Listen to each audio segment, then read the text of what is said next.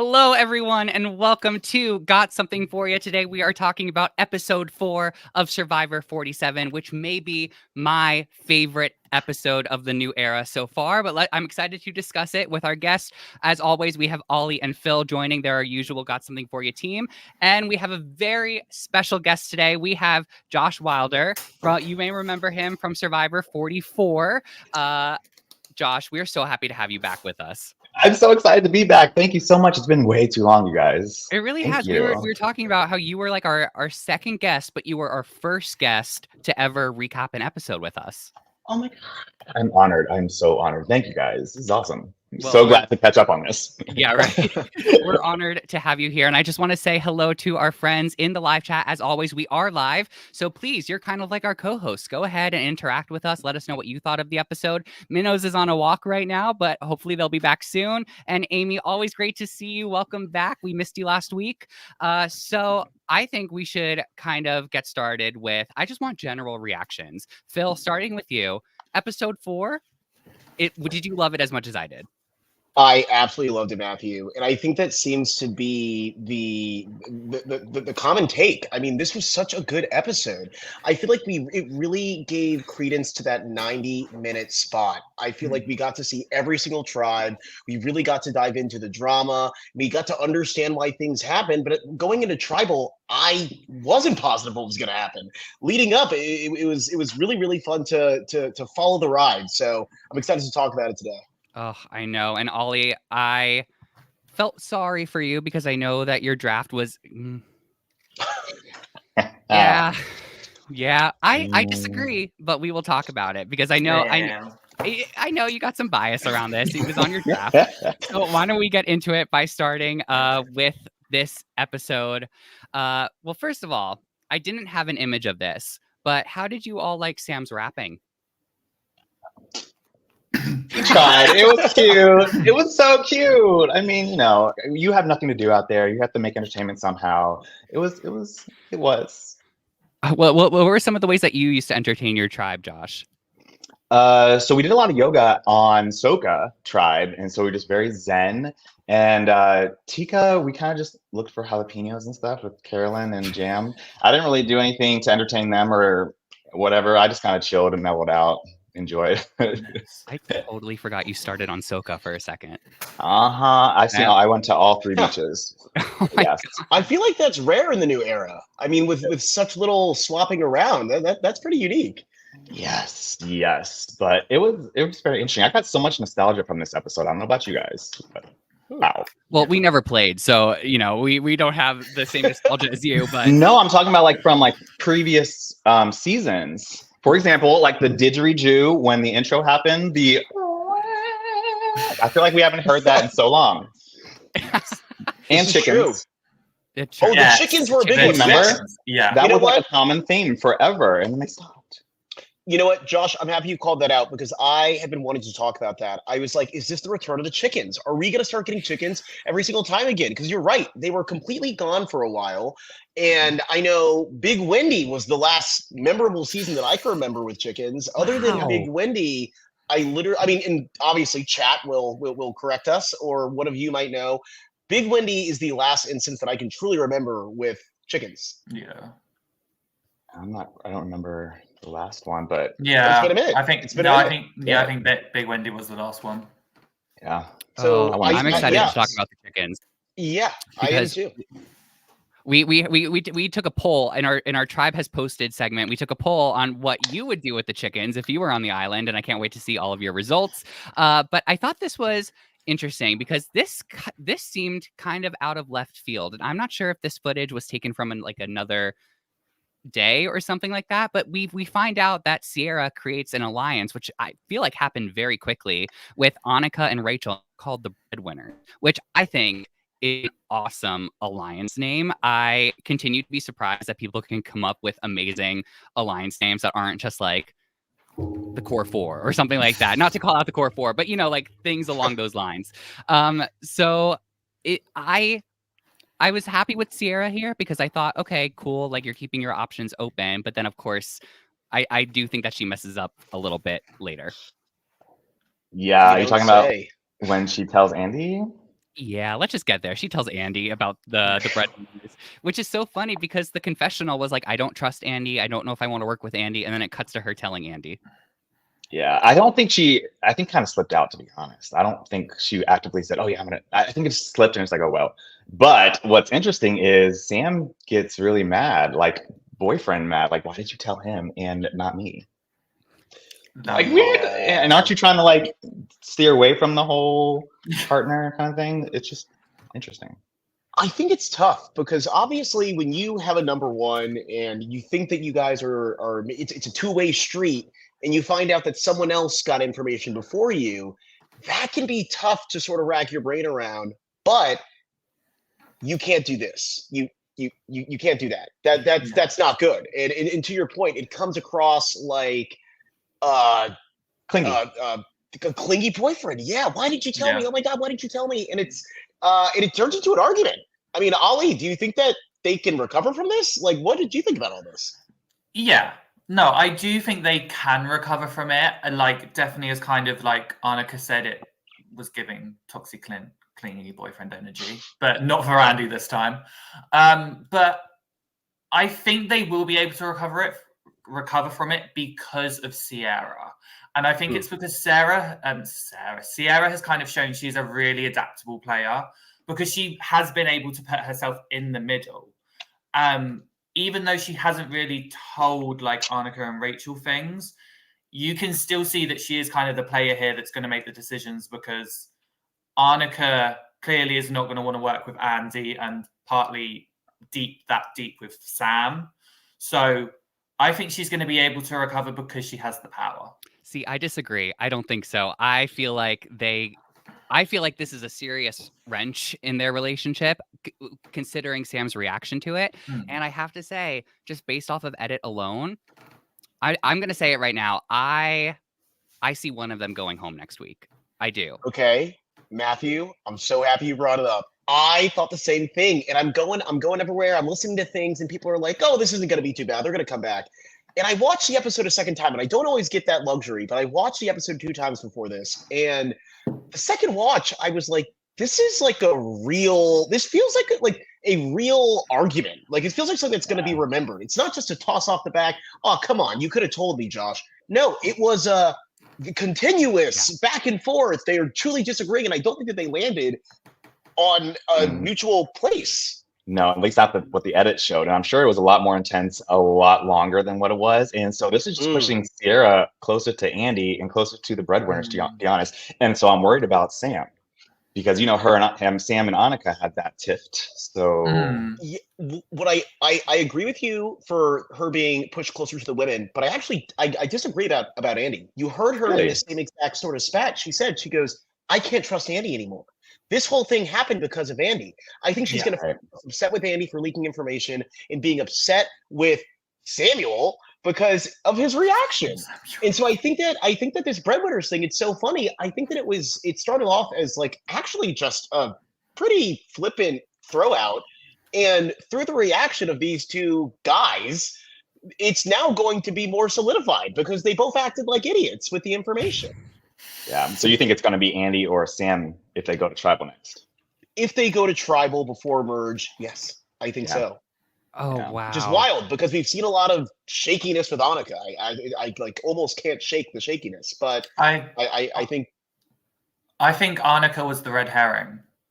Yeah. Well, that's what I'm starting to think now too, Ollie. I'm starting to think that too. But for a while it was like, okay, Annika's just not getting along because she's not doing anything overtly wrong, but she's getting this edit that she just like she's getting the like bossy edit, Bossy edit, yeah. And that does not do well out there, especially when you're hungry and tired. No.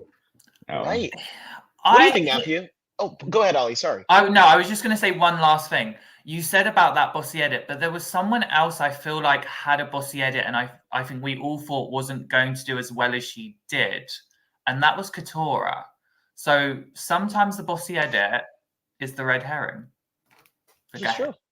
Interesting. Okay. Well, again, it makes me think of Kenzie's edit was different. Like, I want to say that. Like, she didn't get the bossy edit, but there was that everyone is targeting Kenzie storyline going on with what was their tribe name? I forget. But there was that storyline going on. All the tribe names are starting to sound so alike to me. I think I wrote I can't do it. I can't do it either. It's always S, G, and T. Yes. Basically. I Or didn't the know L. move around the A or the U or the O. Yeah. Okay, new era. We got it. We got to switch it up a little bit. But Time for change. yes, exactly. I think with Kenzie, it was interesting because that was sort of the winter arc storyline was very focused on, okay, this tribe is self-destructing. How are we going to, take what was going on? Which, let's face it, there were people on that tribe that were targeting Kenzie if they kept going to tribal council. And that sort of set up her storyline later on in the season as sort of like why it was so overdrawn. So I do think that Annika will go pretty far in this game. I don't think she would go home if they went to tribal next week. I just want to take a moment. I just want to take a moment to shout out the Survivor editors. I think that the things have been on top lately, and I love it. Yeah. I feel like you're going to tribal, and a lot of times it's not even, is it this person or this person? It's, is it this person, that person, or the next?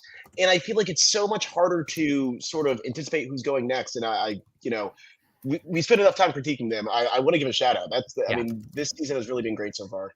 Oh, it feels like this episode to me felt like the best of Australian Survivor storytelling. Like, that's what I got from it in terms of how they framed things. It felt very story driven, and we'll talk about that when we get to Red Tribe. Lava. Thank you, Lavo. And it's so good. But my other favorite storyline of this episode happened on Tuku with Sue. Oh my gosh, this so good! segment was incredible. I love this thing. So we all know Sue is like, I'm not to be underestimated, but she's going to use it to her advantage, and she goes off idol hunting by herself and finds a beware advantage, which says she's got to follow a map to find the idol. And this was up there with the candle for me, with Sabaya's candle. Yes. This was so good. Yeah. Yes. I loved it. Yeah. It's so interesting too, like how she played it off at the well with Caroline and I forget her name. Tiana. Yes. Tiana. Thank you. And she's like, oh, I cut my tongue, so they like that. If you pay attention, she tells multiple stories. She said, I might have had an accident with the machete. Oh, I bit my tongue. And I was just like, oh my God, Sue, you think you're selling this, but you have already given 4 different stories. Like, what is going on? And I also think it's so funny that she starts off by being like, and I think I'm going to get away with it. I cleaned it all off. And it's just right there. Yeah, she turns her face. It's right there on her chin. I mean, please, you cannot write this. It's sitcom. I feel for her though, like when in the moment when you're just like right in front of somebody, it's like, oh God. And it just happens. But good for her. I think I'm happy for her. I love her. And another nostalgic moment, I'm sorry, pause, but the piano that played during when she was being emotional for a second out there, like that piano, the ding, ding, ding, ding. I was like, oh, that's from older seasons. Love it. Yes. Yeah. Good job, producers. Good job, editors. Yeah. Right? No. This was like, everything was going so correct with this episode. And I have to say, to Sue's credit, she did a far better job cleaning this up than I could have imagined. Yes. Like, and think about, again, she was saying how long it took. To think about how close, like in the first couple of episodes when Rome was looking for an idol and had to go into the water well, and like they got so close to finding Rome, they basically did. But like this, it's like, how are people away from the water well so long that you're able to clean this up and almost get away with it? And oh God, it was just so good. And you know what? To the credit, it does look like blood. It does. Yeah. But I think part of the issue is she probably had no idea where on her face it was, so she probably couldn't. Like, no mirrors at all. Yeah, no mirrors. Yeah, nothing. And she did clean up really well. But sorry, I love that Tiana clocked. I love that Tiana clocked this, and she is someone that from episode 1, I really, really liked Tiana. I didn't get to talk to y'all last week, but I felt like she was sort of fading into the edit a little bit. But I love that we got this scene. Yeah, she's kind of scaring me a little bit. I'm not gonna lie to you. And I cannot wait to see the result of this because, Yeah. funny enough, as we move forward, this will be one of the last times we talk about Blue. This was really one of our only scenes that we got from them in the episode, and we have not returned to see if this has become a greater thing. And I think something's coming next episode. But kudos to Tiana. I love that she clocked. Mhm. Definitely. And you're right. We don't have any more things to talk about with Blue for this, but I want to Yeah. pause on Amy's question, which is, do we think that this is a one-time red paint beware advantage, or will it happen to the other tribes too? Oh, I would Have love it if to. it happened on the other tribes. You think so? What do you think? yeah. I would love if it happened on the other tribes, just because Mhm. it causes such a huge rip, and there's such a big decision to make. Like, do you tell somebody like what is it going to cause, like turmoil, and if someone sees the paint, what are they going to say? I would love it. I also like, what if someone was standing under it? That was my whole thing, where I was just like, would production have to warn them? Like, Yeah, probably. Probably, yeah. I really love that. It didn't seem like it was like a hard task to do, but it's a hard find to hide, which is what was so fun. I love that it's like, oh, it's right here, I see it, and it almost seemed too simple, and then she hits it, and it's like, oh my god, I cannot believe this just happened. Like, that is what's so fun about it. So I'm with you, Josh. I hope that we see like 2 more of these, because this is really fun, and it's something where sorry. I'm sorry. I thought it was very simple compared to what Sabaya had to do to get hers from last season, or 2 seasons ago. well, I wonder, because with Sabaya, was it 2 seasons ago already? Yeah. Wow, that's I don't like that, but it's wild. With Sabaya, like, they had no fire too, so I wonder if things would have been easier if she was able to make fire. Instead, we got that amazing tribal council barbecue, which still is one of my favorite parts of that season. So I love that, but good job for Sue for making it work as best as possible, but I do think that they're onto her. And here's where the story begins. Rome. Here is where the story begins. Listen, I'm gonna say this right now. Rome is growing on me. At first, I was like, no, he's getting off too aggressive, too much, too fast. But in this day and age of Survivor and how quick it is, I think it's fine for him to be himself and be aggressive player. Let's go, Ollie. Yes, Ollie. Josh, don't worry. Josh, There is ointment that we can give you for that, Rash. Don't you worry. The gift that keeps on giving. This is what I love about Rome. Rome is polarizing. Rome makes you feel something. A good contestant makes you feel something, whether you love him or you hate him. That's what I loved about Q. No one was indifferent on Q. You either hated Q or you loved Q. And I think it's so fun. It adds to these conversations. Ollie and myself last season had very different views of the Q-ster. And I think we're going to have very different opinions this time. But this is what I'm saying. Same thing with Rome. I see people that have your take that it's just like, dude, Rome is too much. He's rude. He's this. He's arrogant. Let's get him the heck out of this game. And then I also hear the flip side. That is, hey, Rome is golden television, and look, you're supposed to play Survivor to be aggressive. We always yell at people for not being aggressive. How come when he's being aggressive, we're being mad now? And I think that Ollie, you probably guessed it.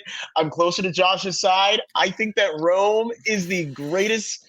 I'm so happy that he's on our television screens. Does that mean that I endorse everything that he does? I want to make it very clear. No, I think he's super rude in this conversation with Saul. He's doing a little bit too much. Yeah. Do I want him out of the game? Not for a second.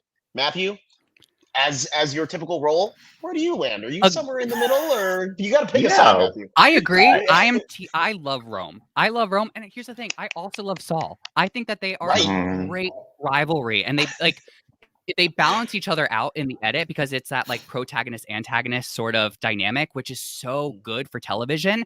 I see online there are some people who say that they don't like Rome as a cast choice. I think he's a perfect cast choice.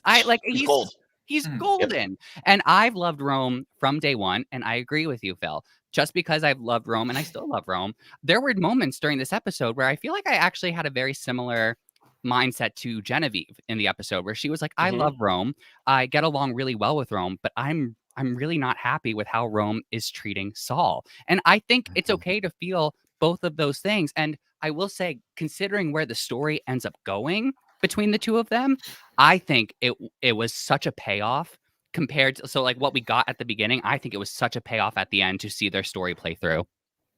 I agree. agree. Do you and think? go ahead, Josh. So I don't like how Rome was talking to Saul. That's ridiculous. But do you think this was fueled from Keyshawn? You know how he did say he was kind of wanting the two opposition or whatever, but not saying Rome was justified at all. But do you think him saying little things about Saul and going looking for the idol kind of fueled Rome's flame and his personality to really come at him and be like, okay, listen, this is how it's going to be? I think even if he was a little bit more charged to go out and be investigative by Keyshawn, do I think that happened? Sure, a little bit. Do I think that it is I think that at the end of the day, this happened because this is Rome. This is how Rome deals with things, and I think that it's just who Rome is. Because the truth is, right? If Keyshawn gave that same bump to Teeny and said, "Hey, go out there and check on Saul," maybe Teeny's way of doing it would be going up to Saul and trying. I love that photo. Oh my god, That's amazing. Trying to get Rome in a conversation and taking it more gently. I think people will take a bit of information and go about it differently, and so I do think that this was a character moment for Rome. And do I think it showed him well? Not necessarily. But to Amy's point, do I think that he should have been tossed from the game? I mean, come on. That's wait, can we talk about this? This is so funny to me. That's like absurd. Yeah, that's hilarious. It's so funny to me because also, Josh, can you explain why that's not possible with filming schedule? No, you can't be thrown out the game. Are you kidding me? And like the only way you can leave the game is if something medical, or they tell you like you quit completely, or they say, this is medical. That's ridiculous. He's playing the game. Why are you guys so mad at Rome? It gives me a lot of different vibes. But if Rome continues this personality and this aggressive behavior into merge, if they make it, I don't know if he's going to go far, because Genevieve, she can only go so far with that personality, like she said. She's going to make a decision, and that's the perfect time to make it. So I'm nervous that if they go to Mergatory or something like that, then with his personality, he's going to be tossed. So he's got to be careful. Yeah. I know, Ollie, you would love it too, right? Yeah. Okay, so hold on. Can I just... Please. I agree with the fact that Rome is great TV. Now, would I have slapped him 10 times if he did that to me? Absolutely. And that's how you get ejected from the game. And that's... He was pushing them buttons. No, I would have been the Ollie, second person ever ejected. I get it, Ollie. I get it. Yeah. I mean, the way that he's talking to Saul, and I love how Saul is talking about it. He's like, dude, I have never had someone talk to me like this. I mean, at the end of the day, like, I am not built like Saul. Yeah. I think people, have tried to talk down to me at times. But the truth of the matter is, like, the way that Rome was talking to Saul really was very patronizing. Yeah. And I don't think that, like, since high school, is anyone really forced to be around someone who is going to choose to talk to them like this? I mean, it is like, it was pretty wild to watch. I was like, oh my God, like, Rome, you could follow the man without being such a jerk, despite me liking Rome as a character. I was just like, come on, you don't got to do all that. Yeah. Genevieve, please. No, I was just going to say, the thing with Rome that annoyed me with it was just because you know what, like when he was talking to Soul, and it was like, basically he was saying, you can't look for an idol, but everyone else can. And I think it was the hypocritical or the hypocrisy kind of stance on it, that's where I knew everyone was going to be like, go at him. Obviously, I was slightly sat there going, boy, how can you go look for an idol when he can't? Someone's about to get checked. But do I think Rome should have been ejected? No. I just want to preference that. But I do think, as we can see here, like, how he socially interacts is definitely going to start, I do think, playing a big factor, because it's like, yes, Genevieve is very much like in his corner. She also can kind of separate of, okay, there was a step slightly too far. I want to make sure you're okay as a person, which I appreciate Genevieve here for, especially because she finally woke up on day 8. So we love that for her. Wait, I think she's always been awake. I'm gonna say, Agreed. I think she's Okay, like- yeah, I want to get into that too because I agree. But one last thing on Rome, I think it's so funny. Rome is a TV character villain. I just want to make this really, really clear because Rome, at every instance, he has told his adversary his plan every single time, which is so TV villain. Where people say it all the time, they're like, the villain is always telling them exactly what's going to happen. Like, why don't they? It allows them to do something about it.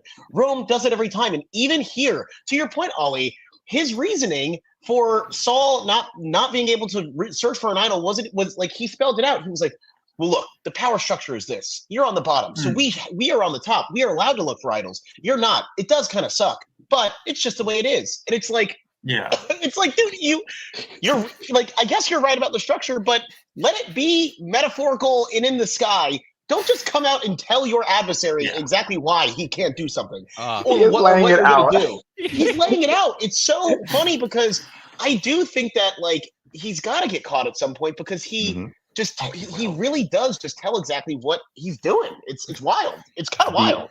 The ultimatum had me in stitches. Are you threatening me? No, it's an ultimatum. But he doesn't have any more trinkets. We're gonna get to it, but he has no more trinkets. I want to see what he's gonna do without having like the confidence in the power. I mean, they say it all the time. You feel comfortable when you have a bunch of gadgets in your pocket when you're when code in kids next door.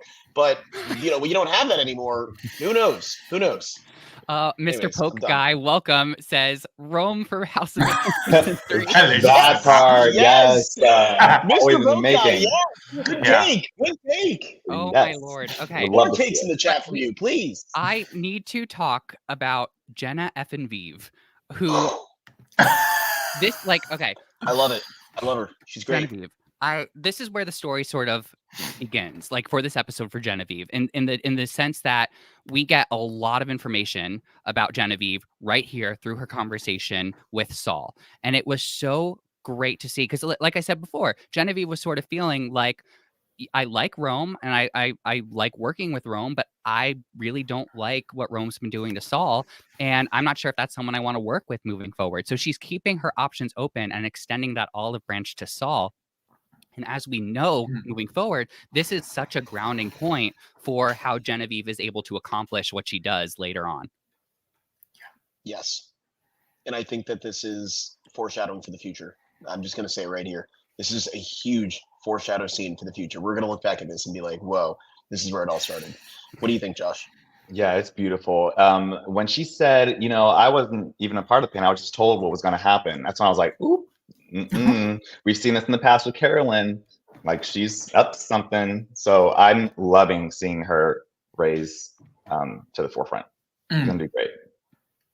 It's just the perfect amount. Like it's the perfect amount. It's almost what I wish happened.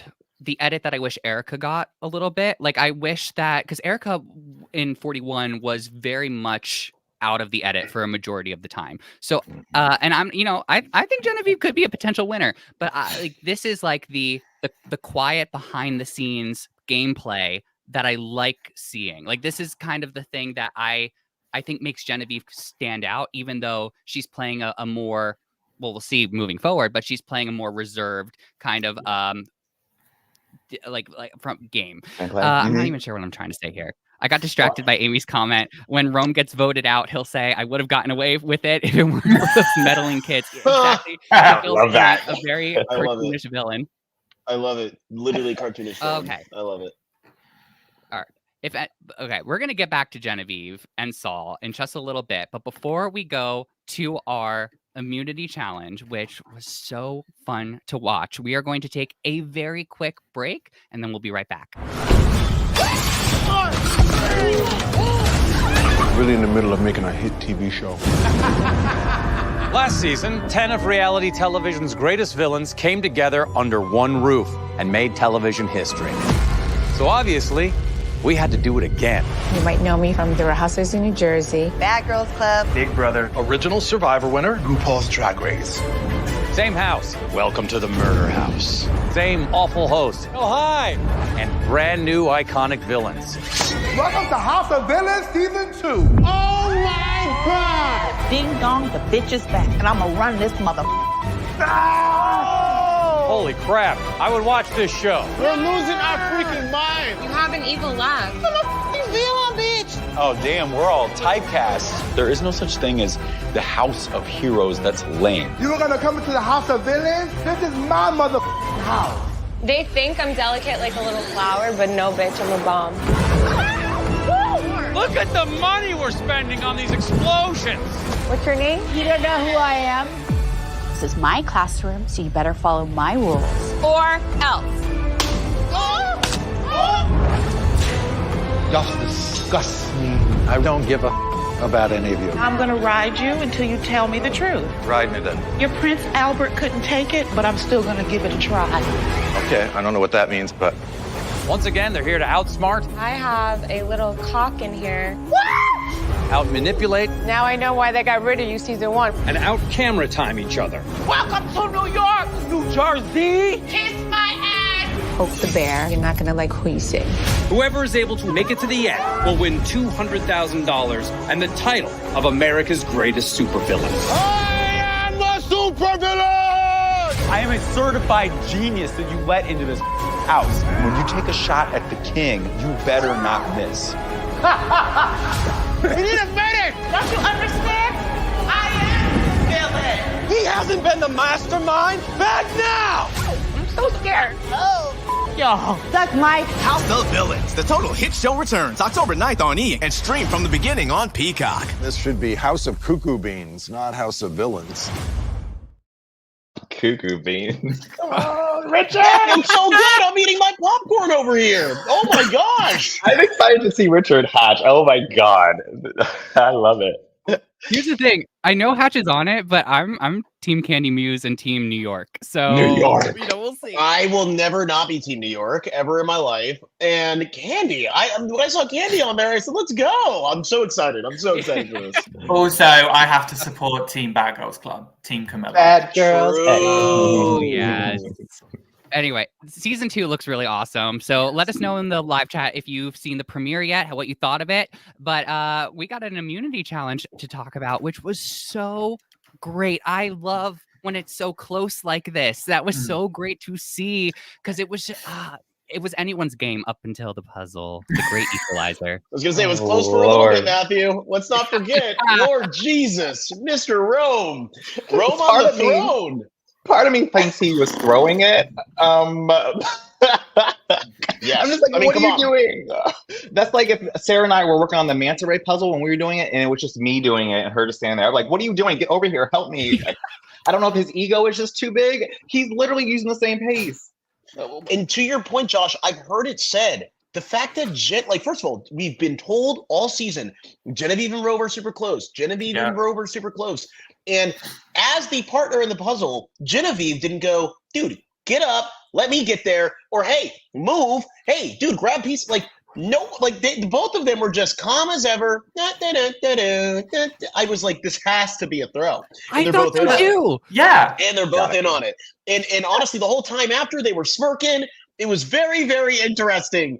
But hey, we didn't see anything on it. So unless the non-linear editing comes back and next episode starts with Rome and Genevieve being like, and we threw the challenge, perfect play. Right. We'll see. But what did you think, Ali? Come on now. Like that. No, I'm sorry. The fact that, and I know Matt did not like my reaction there, because when you look at who's done all the puzzles for Lavu before, it ain't been Rome. So I'm like sat there going, like, Rome was like, oh, I've always been in the clutch position. I was like, sorry? No. But he even put on Twitter that he didn't practice puzzles. And part of me thinks, if you didn't practice puzzles, but other people practice puzzles, Keyshawn, Sol, anyone else, why would you put yourself in the puzzle? Like, that is one of the few survivor logics that I can never wrap my brain around. But yeah, I was cringing. It was thrown. Can't tell me different. And then Jeff came on and he said, boop, this is how it works, like that. I love it. I love it. I love it. No, but you know full well production put that there and went, Jeff, do this. Like Right. that was so Jeff being like, I'm just gonna make it look like I knew what I was doing.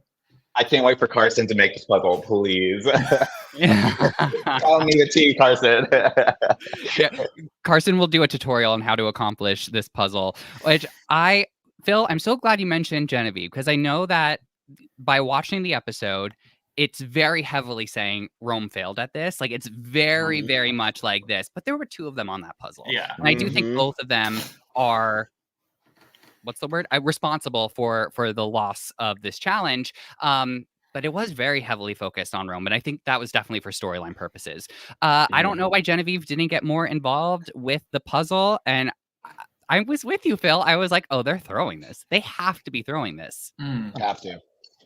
So I was like, that's not it. That's not it, Rome. No, it's not working. Oh my and gosh. everyone else, I'm sure, is looking at this and they're like, okay, you're throwing it. And they're looking at both of them. So they know now, okay, they're working together. Something's going on. Because the whole time you're just watching everybody. So you're seeing who is working with who and who's saying who to who's with everybody. So you're watching from the other side too. So just put that out there. Especially because Soul as well literally said, does anyone want to switch out? And just was blanked. Obviously, that's what the edit showed us, but I think we can say that was probably accurate. And to that point, Amy in the chat says he plunked himself down so no one else could, like the body language too. It was very like, I'm at the puzzle. So it did seem sort of hard to sort of change it up a little bit. Yeah. But then again, that's Rome's personality. So we should. Exactly. And but Saul, I feel bad for Saul. Absolutely powerless. And he was offering. He's like, can we change something up? That's not it. That's not it, Rome. And honestly, like it speaks. It's so funny. I mean, these two, from just an energy level standpoint, could not be more on the opposite sides of each other. Rome is just the most wired individual that I've seen on this show in a while. And then we have Saul, even in peak frustration. That's not it. That's not it, Rome. And it, like I would have been screaming at the guy. I'd be like, Rome, what are you doing? Get up, dude. Move. I'm moving you out the way. Yeah, literally. I'd probably call Jeff and say, Jeff, can I move him, please? I mean, literally. No one did. That's what's so funny. No one on the team did. But usually it's like if you start the puzzle to finish it, I'm pretty sure. Yeah. Because we weren't allowed to switch. I've heard that, like, and I've seen, like, obviously, you know, there are different rules for different puzzles, because I have seen some where they swap people in and out, but I wonder if this is one where you could switch, because Saul was calling for it at one point. So that makes me think it was, because if he would, like, why would they say, like, can we switch? Because then I feel like Jeff would have said, like, remember, no switching. But I feel like Minos's comment here kind of just encompasses it. If they can't clock Sierra and Sam, like, if they can clock them, why can't they clock Rome and Genevieve at this point? Correct.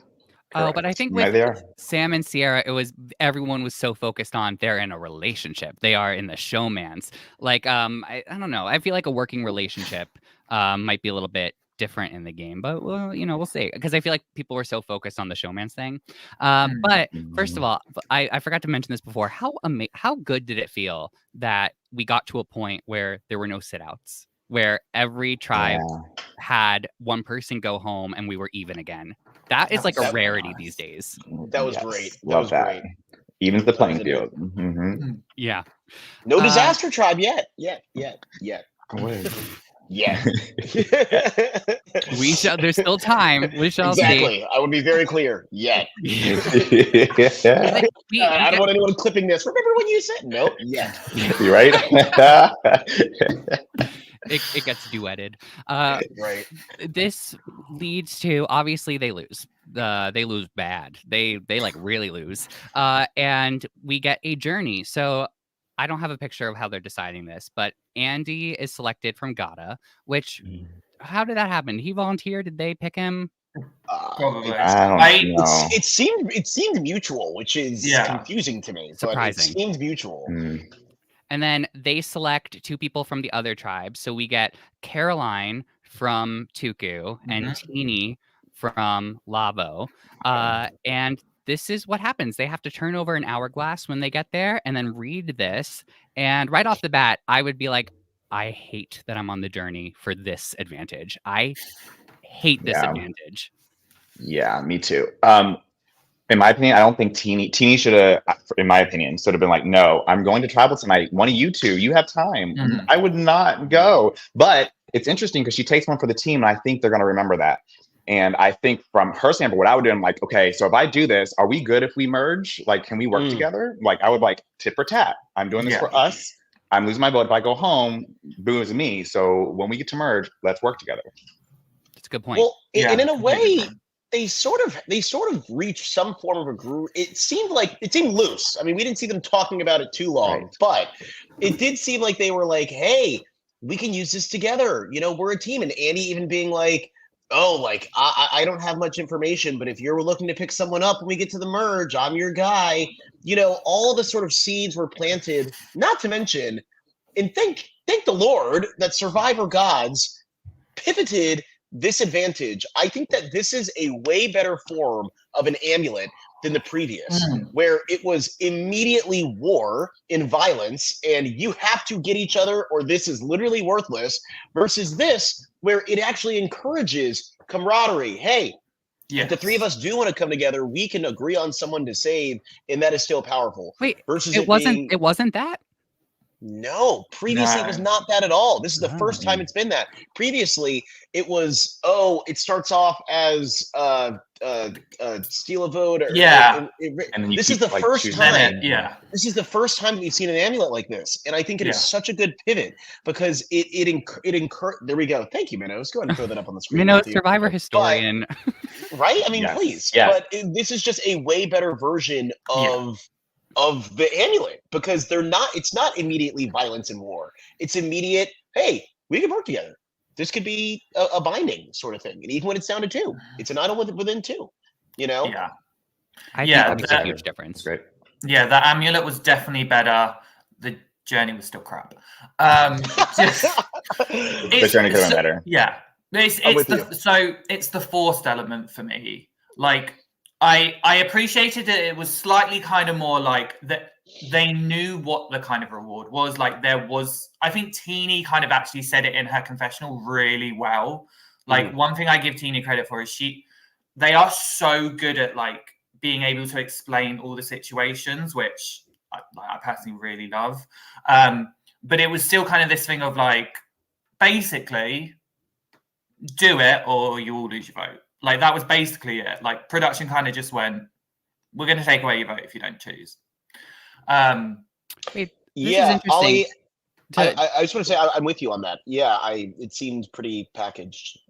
After the episode aired, Jeff said there was another solution, but it was confusing to me. Amy, if you have any more information on that, I'm interested. I'm interested. The thing with this in particular, it's like, first of all, it should have been Caroline. It was so funny to me that Caroline, before they turned it over, when they were getting to know each other, Caroline was like, I feel like our tribe is doing really well. I feel like I'm in a good position. Oh, that's Andy so and funny. Teeny were both like, I don't, I'm going to tribal. And Andy was like, I'm on the outs. And then as soon as they found out what it was, Caroline backtracked and was like, I don't know my position in the tribe. And I'm like, if that was Teeny, I'm like, no, you are taking this. Come on, you just said. But Teeny's such a great soul. But honestly, I'm going to be honest, I would not have had this any other way. I love how this panned out because it made it even more complicated when she goes back to the tribe and it's like, oh, Teeny doesn't even have a vote. I mean, the fact that this was literally a unanimous Keyshawn vote, obviously jumping a little bit, but there's no one else got a vote. Like, this is wild, I mean, it's wild, but I'm very, very happy that this happened, just for the story element of it all. Perfect. It was so perfect. And this is the part that I just cannot wait to talk about, which is post-journey, the scramble. So this is like, I thought we were getting a Rome blindside. Like, I really did. I thought the story was headed there. And that's what it really felt like. First, we have Rome and Keyshawn talking about how the vote's going to be on Saul. And Keyshawn says, why don't we tell Saul that the fake vote is Genevieve? And he said it way too quickly, and I think way too eagerly. Too eagerly. That's going to come back and get him at the end. So it's just beautiful. This was all just so beautiful. I can't stress that enough. Rome built up so many points by telling Genevieve that. And now they're just like this. So Genevieve's a huge Rome fan right now, especially at the tribe. Well, I'm sorry, I'm skipping ahead. But when Rome said something and she was so giddy about it, I was like, I love her. Oh yeah, there was at one point at the tribal council where she was like spooky, scary, and I I was like, oh, that should have been the episode title. Yes. Ollie is chomping at the bit here, and I am like, I am on the edge of my seat. I have been like staring in his box for the please. It's a good view, don't worry. So my tea is actually based on exit interviews. Is that allowed? Oh, okay. Yes, of course. Yeah, and I think do Amy it. was getting at that. And Amy, thank you for that reference. I'll check it out. Yeah. So it was in an interview with the eliminated Castaway, which we won't talk about at all because we have no idea who it was. They actually revealed that at this particular discussion, Genevieve was not the first name thrown out there. The first name thrown out there was this man. Yeah. That makes sense. And it was, and that's the thing, like, it made sense. Like, apparently, Keyshawn and Rome were talking, and Keyshawn goes, well, you and Sol don't like each other. So wouldn't it make most sense that the vote is, like, you? Rome was not having it, apparently. Rome then threw it back at Keyshawn. Obviously, Keyshawn's like, piss off, no. And it was allegedly Rome, I think, I need to read the things that said, okay, well then who are our options then? Genevieve or Teeny? And they both agreed on Genevieve. And Keyshawn did apparently, this bit is alleged, Keyshawn did say he did go and tell Genevieve. So there's a lot of confusion here for me with this, because I've now watched this, so I'm like, But I still think I agree with the first bit. Like the name should have been Rome because it makes the most sense. But yeah, sorry. Yeah, honestly, if that is the case, where Rome sort of forced him to throw out Genevieve's name and then used it to, I mean, that makes him a mastermind. I mean, that's pretty wild. That's pretty good. But regardless, what I love to see, and it's in any form really. I love when someone is so overconfident in themselves that they are speaking just with such grandeur in their confessionals. And again, to go back to the Teeny bit, the reason why it's perfect is because Keyshawn literally said, it does not matter what happens with Teeny's vote. And I think that like, I will be honest, I started smirking in myself there because I said, if there's anything I know about Survivor will absolutely take your soundbite when you're feeling high and confident and use it to absolutely troll you. And I was like, is this really what's going to happen? Keyshawn being like, we can do whatever we want, and we don't even really need Teeny's vote. It doesn't matter. And I was like, oh no, don't do it. Exactly. It was just like flash cut to, and it's literally what happened. So again, I think like you could not have written this better. And I think we're getting some more context here from Minnows. Oh, thank you, Minnows. I appreciate this. Minnows, I'll review this a little bit. Yeah, review it a little bit. Want to get to what's on our next slide, Matthew? Oh, I have one question for all of you. Threat? Threat. Ultimatum. I'm going to be honest, even as a Rome fan, stan, great TV, I love him on the season. This is a threat. And honestly, this is actually, I'm going to be honest with you. I have an entire issue with the debate because this is the funniest part. Rome calls it a threat himself in the episode, and then he talks about it differently later down the line. So it's not a debate. This is him using verbal strategy in terms of changing the way that he's talking about it to different people. Rome knows it's a threat. Rome does not genuinely sit here and believe that it wasn't a threat. Come on, man. It was an ultimatum. Rome went and said, I just threatened Saul. Or I'm sorry, or I'm going to threaten Saul. I couldn't remember if it was going to or I just did. But it came out of his mouth. It came out of his mouth. He said it himself. So even as a Rome stan, he in his own words, it's a threat. Come on, guys. It is a threat. Before even Rome uttered the word or had the word ultimatum in his mind, he said threat and strong arm. Those were the two things he used in this situation. I will say again, I'm sorry, like I'll be honest. I think, and it's just it is It's humanity. Sadly, it is what it is. Like, Saul is just a way bigger dude than Rome. I think that if Saul was doing that to Rome, it would honestly look a little bit worse. I actually find it funny because Saul could crush Rome with his fingers, and Rome is 10 years younger than him. Just like Saul said, he's sitting there like Saul is like, is this real life? Yeah. It's literally what Saul said. He was like, is this real life? He goes, I have never had someone of Rome's stature talk to me like this in my life. Rome is 10 years my junior, and he's talking to me like he's my parent. Like, is this dude serious? And that's like, I'm thinking the same thing where like I'll walk around a mall and I look at little high schoolers and I'm like, dude, these kids like in a pack, like they could bully me, but it's so funny because I'm so much bigger than them. But like, if this kid came up to me and started bullying me about my outfit, I'd be like, dude, get out of here. Yeah. Get out of here. He has some major self-control because I don't know if I can keep that together. Like just in his overall demeanor, it's like, what is this kid talking about? But when you're out there, you have to maintain a certain demeanor. But wouldn't it be a gag if they got together? We'll talk about that. But I think Saul, I just want to say Saul navigated this from the beginning, what we saw their interactions to now. Yeah. Expertly, perfectly, and I have so much respect for Saul and just like how, because it was such a terrible situation that he was in, and it didn't make like, here's the thing with Rome here, it's like Rome's plan right now was to vote out Saul, so why even go through this? Why even go through all of this in terms of, well, you didn't want him to play shot in the dark. Shot, yeah, I got that. Yeah, that was the idea. That's the whole. But again, it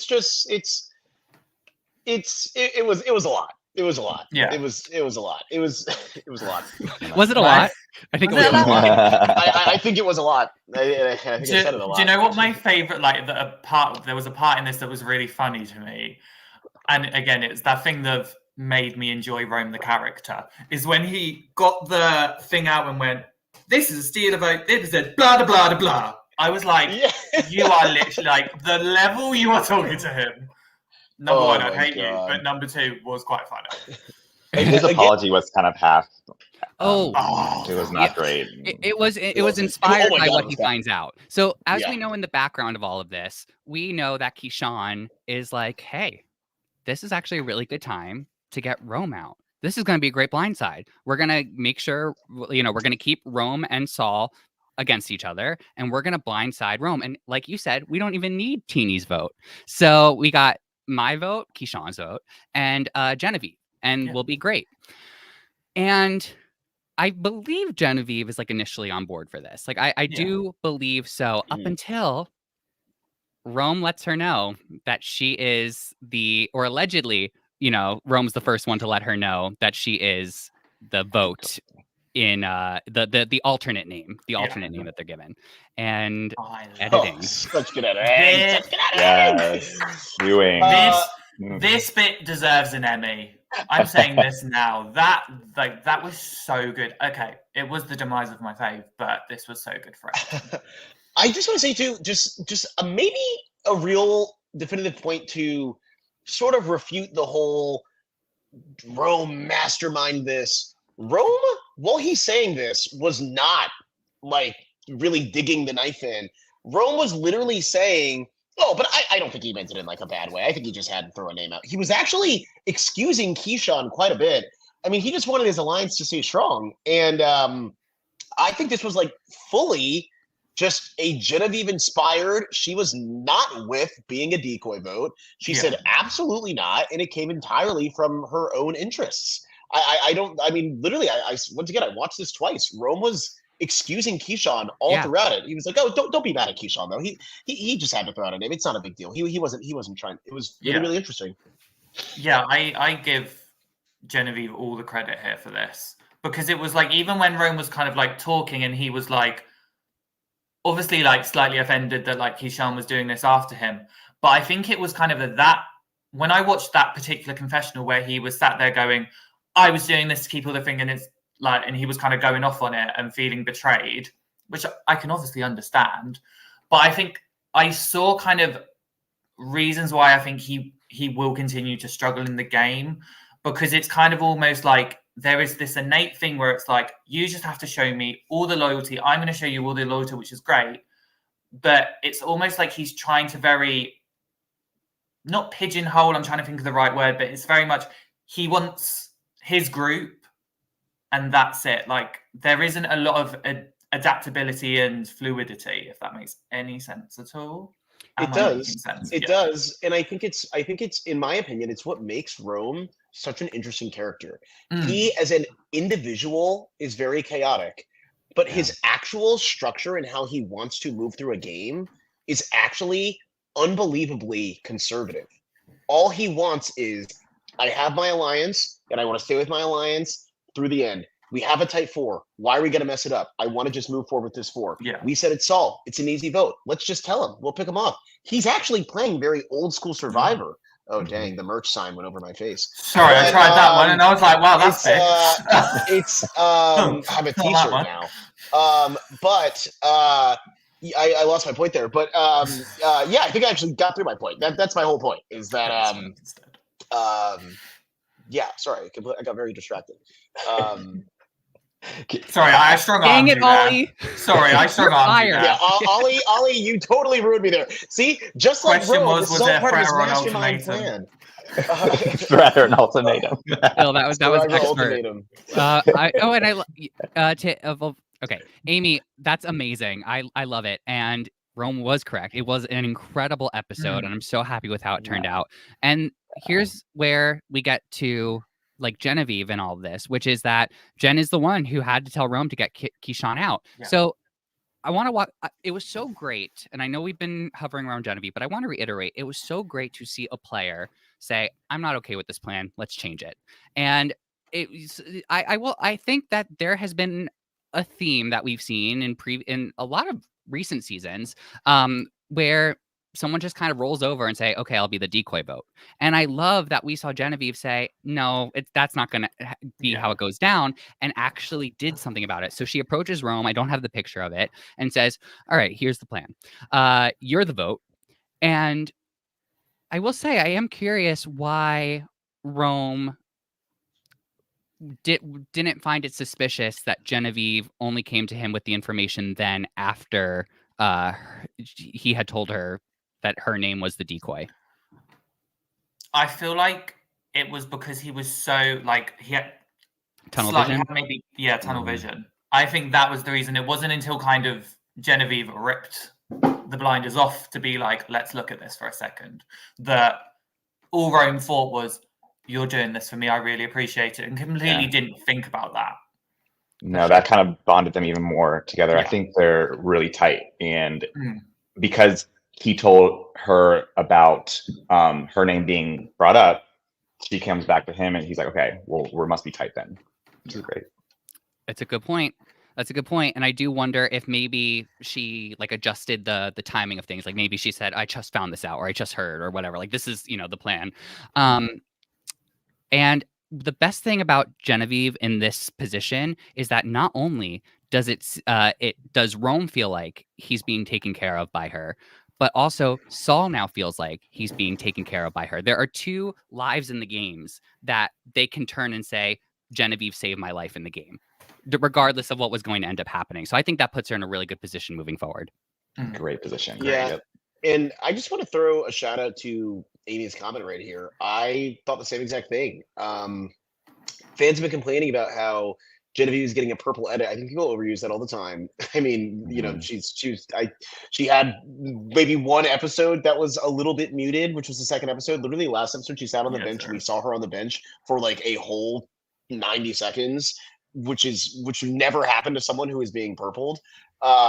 And I think that, it actually enhanced this move because to the same point, I think that it's so fun that this is why I shouted out the editing in the beginning.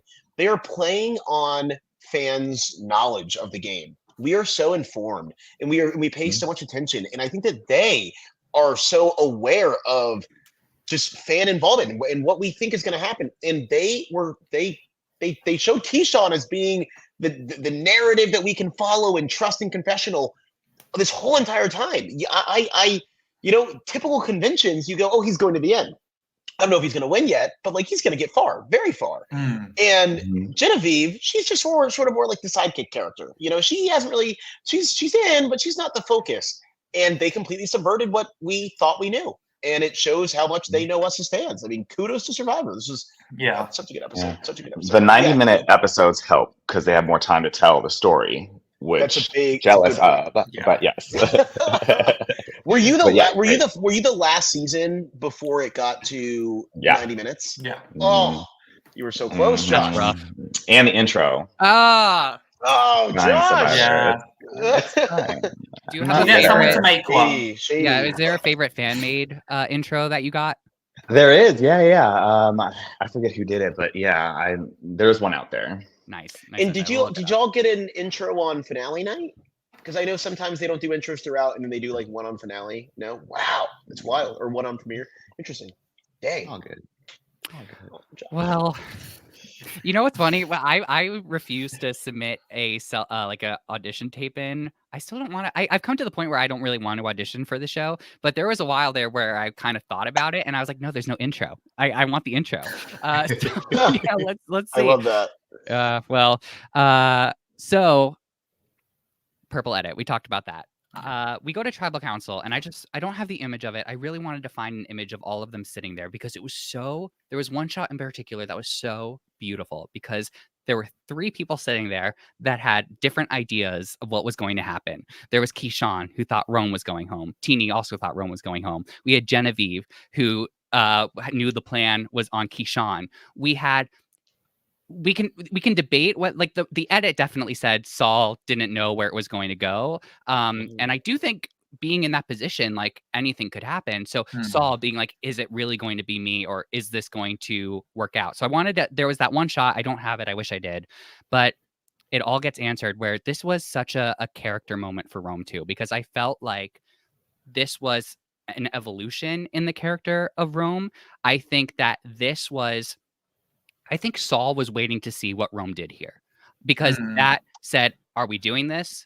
Okay, we're doing this. And that was, Rome had to initiate it. And I think that was really important to showing Saul, for this vote at least, we are going to put whatever happened with us in the past, and we're just going to get this done. That part. And he even said, like, please, Rome, don't take my vote. And I think that was like, okay, let's be on the same. And that started it. And that's why I'm like, oh, is this edit showing us like maybe they can work together? Because they would be the perfect alliance, but 2 different personalities. So I'm very interested. But yes. I'm right there with you. I thought the same exact thing. I was like, wait a second. This is so like interesting where you have Saul, sort of pleading, please don't do this. And Rome, it's sort of the call and response. He's responding, being like, okay, I got you. I'm not going to take yours. I'm going to take Keyshawn's. And it's like, okay, that tiniest little freckle of trust has started.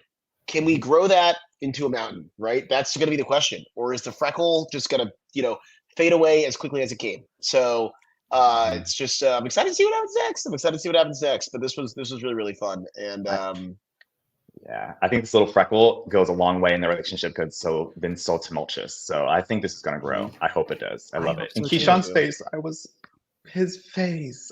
How did you get that picture of me? Yeah. Well, that was my face during the episode. At that moment, that was me. I'll say it again. There's a little bit of me that absolutely enjoyed this. I was looking at this with the biggest smile on my face. He says before Tribal, is it weird that I'm a little bit excited to go?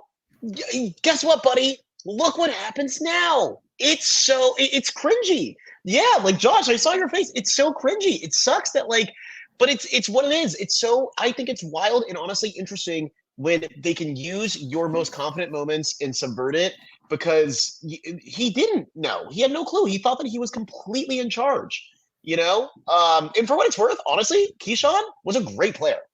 Keyshawn was literally turning. I was looking at him being like, dude, he's going to be the next Omer. I thought that he was such a good strategic, non-threatening player. Behind the radar, non-threatening, but super strategic. And again, that makes the move all the more better. So he was good at manipulating people without seeming it was like you were manipulating them. Yeah. And that's genius. And I think he would have gone far if he got merged. I would love to see him again. Yeah, honestly, if there was ever a tribe with some pre-mergers, I think that he would be very, very high on my list as well. I think honestly, I wouldn't use the word robbed, but I would definitely I would definitely say that he had more to give, and that's for sure. I mean, feel like the guy seemed like he was really good. with robbed in particular, like to me, that means like the game was unfair in a way. That's what I feel like when we bring up robbed. It's like it's so funny because I'm a fan of RuPaul's Drag Race too, and people all the time talk about how queens were robbed on that show, which like I think there's more of like there's a visual thing that you can see with that show. But here it's like this is the game. This is fully within the realm of the game. This is absolutely something that could happen to anyone, which is a reason why I gravitate towards Survivor a little bit more so than I do to some other competition reality shows, because I love the fact that you go to tribal council and you don't have safety. It could be you. And I love that we got an episode where it did happen, where it was so clear early in the episode that it was either going to be Saul or Rome, only for it to completely flip because of an incredible player and an incredible move to bring those two together in order to pull off this epic blindside. So I don't see it as a robbery. I do see it as Keyshawn is a fantastic player who I would love to see have a second chance on the show. Minnow says that they hope Saul blindsides Rome right after this. I don't. I don't. I hope that they want them together. work together. But I hope they work we say together goodbye to too. Keyshawn. Bye, Keyshawn. You were great. We love you. And honestly, to Genevieve, you did everything that John thought that he could do in the first wave of this game, which is what I find so interesting. And it's true. I mean, John didn't want to be the decoy vote. He tried to do something different. Didn't work. Genevieve didn't want to be the decoy vote. Tried something different. And it worked out perfectly. Phil, I literally was like, who's John? I feel bad. Oh, no! The most John famous Lovett person, was a contestant on season 47. I guess. The irony of him being the most famous person and the biggest public figure actually on this season. That's the funniest part. He runs the biggest podcast, like Pod Save America is a huge podcast. He's doing fine. He does. He's doing fine. Yeah, he doesn't need this. He doesn't need this. In fact, But- I would humble. Definitely a really great first vote out, but that was the first episode. He was great. So we say goodbye to Keyshawn, and I think that just puts the ending, and we cannot stress this enough. Such a fantastic episode of Survivor from so many different elements, and I can't wait to see what the tribe has said about this episode on our segment. The tribe has posted.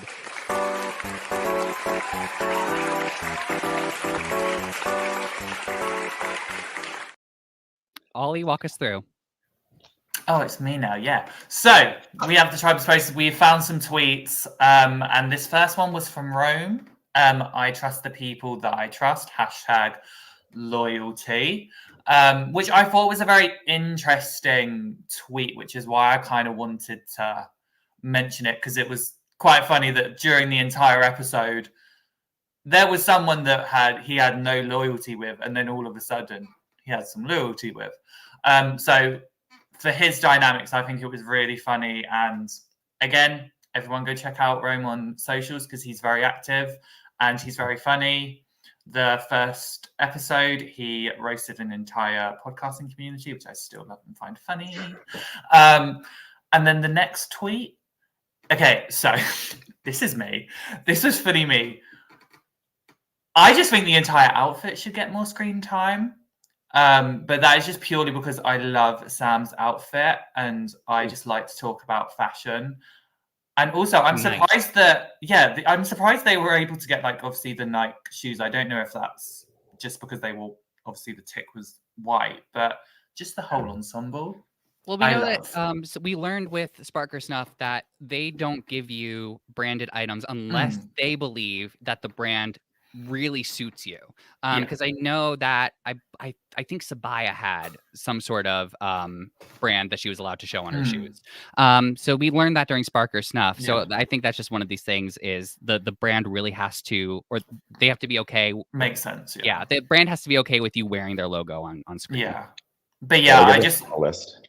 Yeah. They gave us a whole list of things like not to wear and what to wear and blocked it out. But yeah, I'm sorry to interrupt. Oh, Josh, we gotta get you on Spark or Snuff at one point. Yes. Ooh, I would love that. Oh, absolutely. Yeah, good time. But yeah, Sam wanted more airtime, so I'm giving him more airtime. There you go. Here it is. And the next one, Sierra, this is just one of her tweets about the chickens. Like, there was so many tweets I could have, I found of her and the chickens. But if there was a meme for this episode, for me, it was Sierra and the chickens. Because literally, like, if you go on her Twitter or even her Instagram story, she posted an Instagram story of her and her chickens. She was retweeting Omar with chickens. Like, Sierra has found her niche, and it is being the mother of chickens. And I just, during the episode, because we didn't really touch on it about the whole debate of when it came Eating to but it was the confessional where literally Sierra shouts, "I love chickens." You can tell she loves chickens, which I just found hilarious. Anyone else have anything to say on this? How did the chickens? I don't understand that. I'm not interested in the Wendy erasure in the Thai erasure. I think that they have more iconic chicken scenes, but this was fun. This was okay. Eat the chicken. You have 3. I would eat one, and then I have the would other eat 2 all of them. eggs. I would be so fucking hungry. It's not all of them. The other chickens. What'd you say? You're gonna scare the other chickens out of not laying eggs. This is the whole thing. They're already scared. They're being, driven to a challenge, covered in a cloth. Yeah. Cloth is taken off. They're like, what the heck is going on? They're being brought to a camp. They're not going to lay eggs. You need to eat these chickens. People don't understand. For chickens to lay eggs, they need to be like very, very well nurtured and like calm. I was with you until the end, Phil. I don't want to eat the chickens, but yeah. Well, speaking of a tweet, Sierra did tweet out that the chickens were nurtured and cared for. Very good. That was Sierra. Sierra did say that. She said that she nurtured those chickens because she is the mother of chickens, Sarah. And I hope no one is going to nurture like Ty. I'm sorry. Ty, it's just not. I'm just not happening. You're not going to be Ty. You're not. Put it in the chat or live chat. Would you eat or not eat the chicken? We have a poll coming up, but I want to know from all of you. Amy, I definitely want to get to your comment as well once we get to our polls. Yes, and this final one here, it was Keyshawn on his Instagram video, his Instagram story, just kind of highlighting his experience and sending it off with some love, saying that he loves everyone. So remember, don't send hate because Keyshawn doesn't care what happened on the episode. He still loves them all. And then I have this tweet because I thought it was really shady of Asia, because literally after the episode, she tweeted this. And it is obviously a gift of her and Rome, her and Soul. And I was like, well, we know that Asia was happy with the result. So I just wanted to highlight this comment. Oh, she has every right to be. Yeah. Oh, yeah. I understand that. But also to double down, Keyshawn, super classy guy. He left in such a classy, like in a very classy way. His exit, it was almost frustrating because, as I said, I was like, oh my God, like, he was at the top, and then when the guy at the top falls, you want to see a reaction. But he was like, "I had a great time. This was all fun." And I was like, "Wow, yeah, okay." I guess I understand that. He gave us enough of a reaction. Classy. Like I love when I didn't have the photo of it, but when he said, "Genevieve, I trust I trusted us," and even good reaction. I'm freaking out right now. In trouble. I'm freaking out right now. Absolutely more reasons as to why he should return. But that's true. I mean, honestly, he's great. All right, Ollie, take us through the polls. So we had 3 polls on X. Just a reminder, on Thursdays we will post them, so keep an eye on X because we will have them. So the first question is: would you have believed Sue's paint story? No. 88%. No. Saw through it. A couple seemed convincing, but the majority said no. Well, she fell. She was playing with the machete. She bit her tongue. Yeah, right. It was all over the place. Yeah. Well, I'm curious for the next. We have more polls, right? Can we take a guess? Can we take a guess as to where the numbers might be? Go for it. Poll? Do you want to know what the next one is? Yeah. What's the next question? Okay. The next question is: do you think Saul and Rome can set aside their differences moving forward? Josh, what do you think? So. I think so. Because this little after tribal, I think that's enough to plant a seed for a beautiful flower to bloom. I agree with you. I think that they could put it aside for a moment, but I think that there's got to be a wave that crashes back. There's gotta. So, to confirm, there were 4 options for this, and I'll say them before we post them. It was, yes, they both seem adaptable. No, Sol wants revenge. No, Rome won't stay loyal. And maybe through Genevieve. So just to confirm before we go, you both said that yes. Oh, okay. Now that I have more options, I like that you gave the options. Yes, I'm going to go with the second option of I think no. I think Saul is going to get his revenge. I think that they are going to work together for a minute, but I think Saul is going to get his revenge. And Josh, what do you think? I agree with Phil, but I want 4. Like I want them to get together through Genevieve. I don't know. What do you think the majority of people would say? Yeah. Oh, the revenge for sure. Yeah, because out there, like you get that stick in your back, and yeah, you want it. Well, there we go. 36% said Sol would want revenge. This was actually quite like our closest poll. But yeah, technically, most people think no, it's not gonna. They're not gonna work out their differences. It just depends on who they think that is. But yeah, I think this was the one poll I answered. I don't normally answer polls. This was the one question I answered because I had an opinion. I actually think I picked Rome. That's just me. It's me on my shady era. But yes, so our final poll, the question was, what would you have done with the chickens? Now, the options were, eat them, I'm hungry. Eaten one, keep the rest.